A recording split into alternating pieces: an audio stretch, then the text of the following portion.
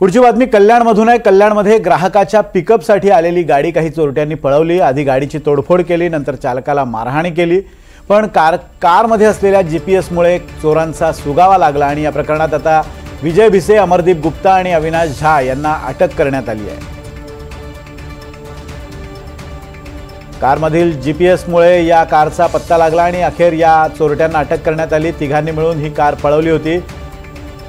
Pickup करण्यासाठी ही car आली होती। आपण एखाद्या ॲपवरून जसं कार बुक करतो आणि त्यानंतर पिकअपसाठी कार येताच या तिघांनी चालकाला मारहाण केली, गाडीची तोडफोड केली आणि ही गाडी पळवली होती।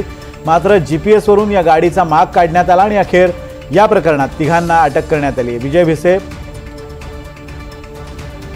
आणि याच संदर्भात बोलण्यासाठी आपले प्रतिनिधी अमजद खान आपल्या सोबत आहेत। अमजद, हा सगळा प्रकार नेमका काय आहे?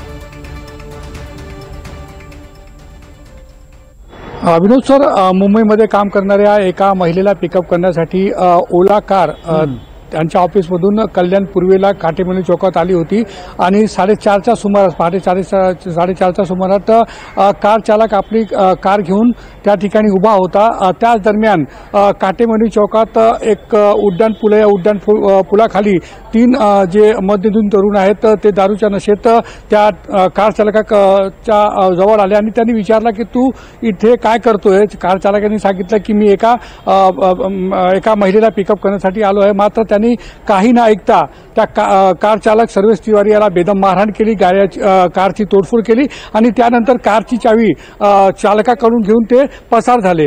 मात्र जी महिला आहे आणि महिला आणि कार चालक हे कोलचेवाडी पोलीस स्टेशन 5 मिनिटाच्या अंतरावर पोलीस स्टेशन आहे त्या ठिकाणी पोहोचले आणि जीपीएस सिस्टम कारमध्ये असल्याने 1.5 तासात पोलिसांनी